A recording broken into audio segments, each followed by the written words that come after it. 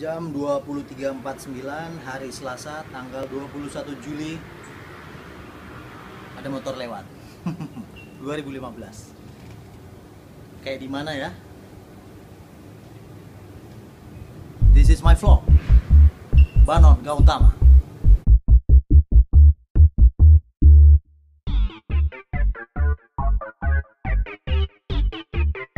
Sekarang saya akan ngebahas tentang kreativitas. Yang pertama, kreativitas membutuhkan penciptaan, create. Kalau kita ingin kreatif, jadi kita harus meng-create, mencipta, membuat sesuatu. Terserah apa. Misalkan teman-teman ingin membuat sesuatu, misalnya apa ya? Misalnya apa? Membuat lagu, menciptakan sebuah karya tulis, menciptakan sebuah film, membuat film, atau menanak nasi, sama, memasak, itu menciptakan, membuat. Soalnya kita balik ke kata membuat dulu ya. Orang yang ingin kreatif harus membiasakan dirinya untuk mencipta sesuatu, membuat sesuatu, meng-create. Itulah kenapa kita sebetulnya sudah bisa membuat, jadi tidak harus membeli. Kita bisa memproduksi sesuatu, kenapa harus mengimpor? Kenapa harus membeli di toko sebelah, di tetangga sebelah? Iya kan? Kita awalnya harus meng-create, membuat sesuatu. Seperti membuat vlog ini. Sedikit banyak ini adalah sebuah karya. Jelek bagus kita serahkan kepada Tuhan. Yang penting membuat. Jadi teman-teman harus membiasakan untuk membuat lagu, membuat film, menulis. Yang kedua, harus punya ide.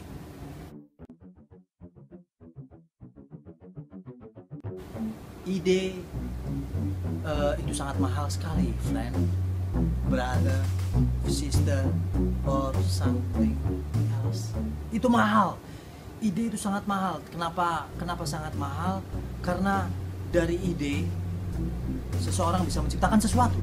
J.K. Rowling ya, dia menjadi orang terkaya nomor 2 di Inggris itu karena ide, karena dia bisa mengarang sebuah cerita. Ngarang itu tau kan?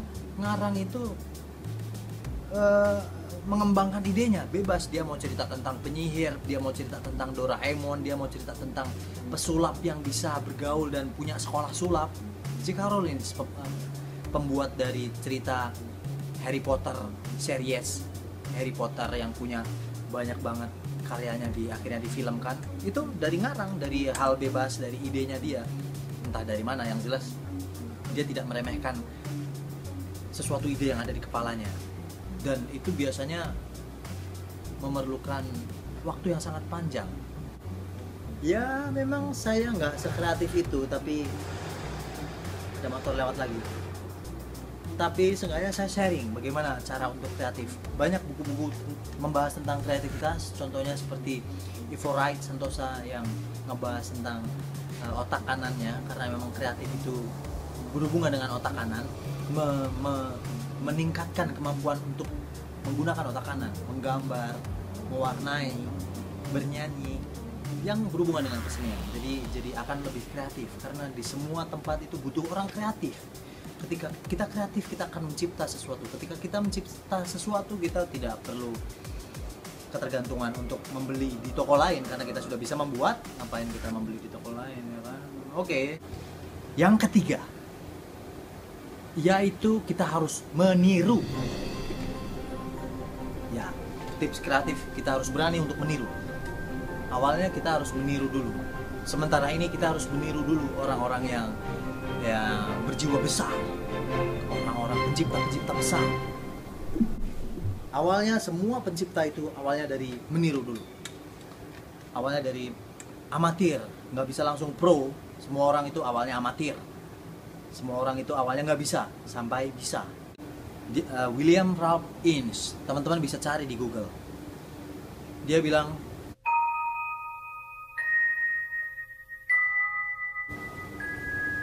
original adalah plagiat yang tidak terdeteksi. Maksudnya apa?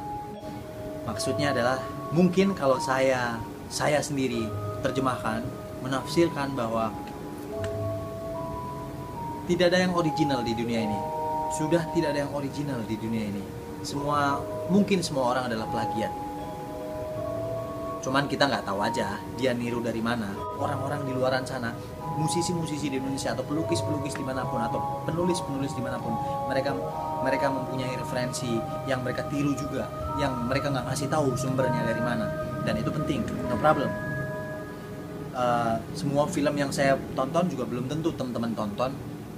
Semua pengalaman teman-teman juga belum tentu saya alami. Itulah kenapa, that's why kita meniru supaya kita lebih kaya, kita lebih kaya pengalaman, lebih kaya perasaan, lebih kaya batin. Nggak cuma kaya uang doang, tapi kaya uang semua orang juga mau, saya juga mau. Ya kan? Apalagi meniru Nabi Muhammad, meniru Tuhan Yesus, meniru Gandhi, meniru Bung Karno, meniru tokoh-tokoh besar.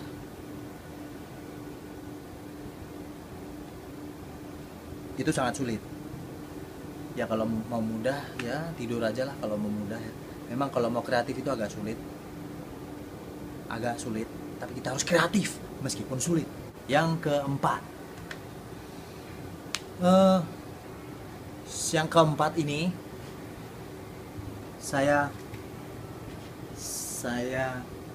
minum kopi dulu ya. Yang keempat ini saya suka dengan tagline-nya si Mas Putu Wijaya dari Teater Mandiri. Dia bilang bertolak dari yang ada. Jadi teman-teman kalau ingin mencipta sesuatu, bertolak dari yang ada. Teman-teman punya apa di sekitarnya, punya apa di rumah, bisa diciptakan dari situ aja. Tidak perlu mencari atau membeli sesuatu yang teman belum mampu beli. Akhirnya kita nggak mencipta dong, karena kita nggak punya, misalkan kita nggak punya kamera SLR, terus kita nggak bisa bikin film gitu. Nggak, teman-teman bisa bikin film lewat iPhone, teman-teman bisa bikin film lewat Samsung. Saya nyebut merek ya, no problem sih.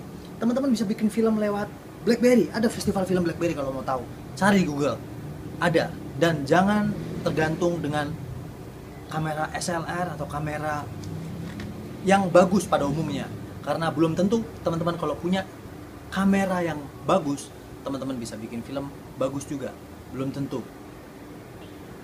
Memang kualitas gambarnya oke, tapi ide yang datang tahun ini belum tentu datang 5 tahun ke depan. Jadi jangan ketergantungan dari yang belum ada, bertolak dari yang ada dulu. Orang-orang kreatif itu orang-orang yang mempunyai keterbatasan malahan, bukan orang-orang yang punya fasilitas.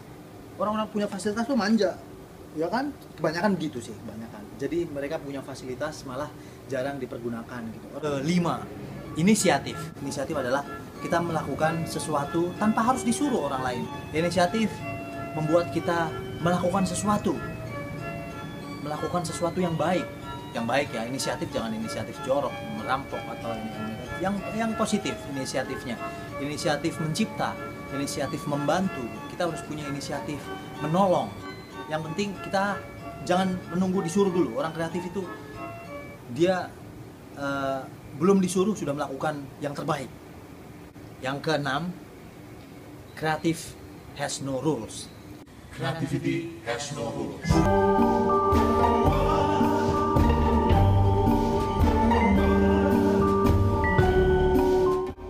Maksudnya adalah dalam kreativitas tidak ada aturan. Ketika teman-teman tahu bahwa di mana-mana ada aturan, memang untuk teratur, untuk biar peraturan dibuat itu untuk gak bisa nahan. Peraturan itu dibuat supaya kita lebih teratur, lebih sistematis, lebih urut gitu kan. Tapi kata Ivo Wright, orang kreatif itu namanya urut itu cuma tukang urut. Di kreativitas tidak ada kata urut. Semuanya bisa dilakukan dari nomor 8 atau ke 15 atau ke 7. Jadi creativity has no rules. Teman-teman gak usah khawatir dengan peraturan. Jadi ketika teman-teman gak khawatir tentang peraturan, teman-teman bisa membuat sesuatu yang baru. Karena tidak ada yang mengatur. Yang mengatur cuma Tuhan. Nanti peraturan itu hanya ada di agama. Ketika di kreativitas, jangan menurut peraturan siapapun, karena kejahatan yang paling kejam adalah peraturan. Mengerikan itu. Kebenaran adalah kesepakatan. Hukum di Indonesia, bos. Udah. Yang ketujuh, inovasi. Yeah, that's wrong. Inovasi itu berarti kita harus mengembangkan, memperbaharui, improvisasi. Setelah teman-teman mencipta dari ide-idenya sampai punya inisiatif, teman-teman harus mengembangkan itu. Jangan cuma begitu doang, harus kadang-kadang harus di remake, dibuat ulang, rewrite. Kalau dinulis kita harus baca tulisan kita lagi, terus kita tulis ulang. Kalau di film kita edit ulang, kita post ulang, dan harus diulang-ulang.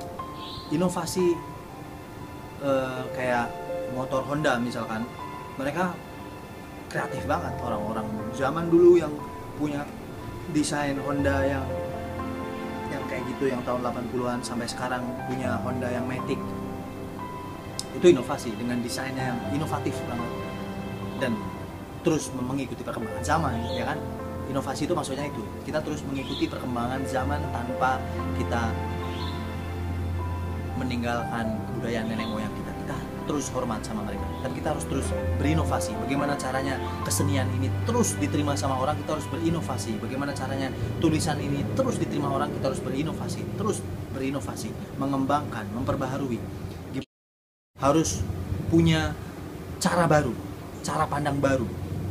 Akan terus ada kebenaran-kebenaran baru yang teman-teman bisa temui. Bukan cuma kebenaran yang teman-teman yakini sekarang doang yang benar, tapi nanti teman-teman akan menemukan kebenaran-kebenaran baru. Ngeri banget bahasanya, karena sering ikut pengajian sih.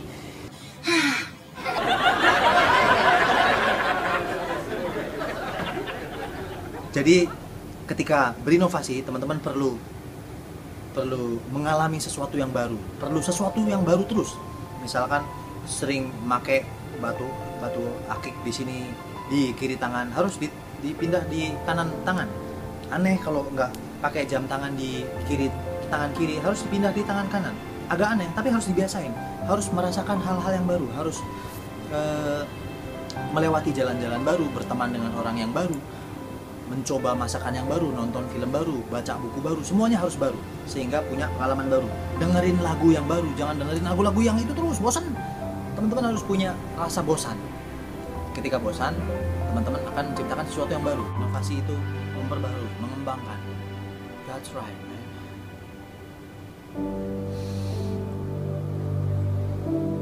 Kita masuk ke 8. Ke-8 adalah mencari referensi. Perbanyak referensi. Belajar, terus belajar, terus belajar, terus tidak ada berhenti belajar. If you stop learning, you start dying. Itu ada peribahasanya. Orang-orang yang belajar itu mencari. Mereka mencari ilmu yang baru, membeli buku yang baru, mencari ilmu. Sampai kuliah, sampai sekolah, mereka itu mencari. Semua orang menemukan karena dia mencari. Einstein misalkan, dia mencari rumus sehingga dia menemukan. Kita harus terus mencari. Ketika Anda mencari, Anda dekat dengan yang namanya menemukan. Ketika Anda menemukan, orang lain belum tentu menemukan. Ketika Anda menemukan, temuan Anda ini bisa Anda share ke orang lain yang belum menemukan. Dan kalau Anda menemukan, sudah menemukan, mencari apa aja? Mencari gambar, mencari kata-kata, mencari semangat, mencari belajar, mencari sesuatu ilmu, mencari definisi, mencari apa saja. Harus terus mencari, belajar, terus semangat. Belajar sama siapa aja. Guru itu boleh siapa aja. Kita bisa belajar sama orang gila, kita bisa belajar sama anak SD, kita bisa belajar sama orang yang tidak terhormat sekalipun. Kita boleh mencari, belajar sama siapa aja. Jadi kita bisa menghargai siapa aja. Itu udah cut ya belum? Masih terus ya? Masih bisa kan? Yang ke-9, komunikasi. Kok saya agak tegang. Kenapa? Saya mau ke dulu. Ngomong di depan kamera ini gak gampang loh ternyata. Padahal kamera doang. Bangsat. Gak ada siapa-siapa di sini. Padahal kamera doang. Tapi nantinya mungkin akan dilihat beberapa orang pas saat saya ngerekam dan ngupload nanti. Oke, yang ke-9. Komunikasi. Karya yang kita buat harus komunikatif. Kita harus mengerti apa keinginan orang lain. Saya tadi malam ngedengerin interviewnya Jojo Mayer. Mungkin teman-teman tahu Jojo Mayer siapa? Jojo Mayer adalah drummer yang berasal dari Switzerland kalau nggak salah, saya lupa dia lahirnya di mana.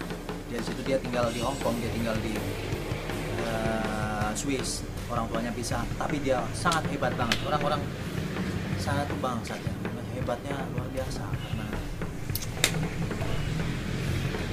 ya, saya ngomong apa tadi? Dia bilang kalau seorang drummer itu harus punya maksud, beyond the lines, harus punya maksud. Kenapa dia harus komunikasi, dia harus punya maksud. Kenapa dia membunyikan itu? Ini mempunyai maksud langit yang biru. Ini mempunyai arti bintang yang di angkasa. Itu terserah drummer yang memukul. Yang penting dia mempunyai pukulan yang komunikatif ke penontonnya. Karya tulisnya komunikatif ke penontonnya, ke pembacanya. Videonya komunikatif ke penontonnya. Jadi mungkin teman-teman kalau ada saran dan kritik bisa kasih saran dan kritik. Saya semua orang punya kesalahan kan, seperti saya.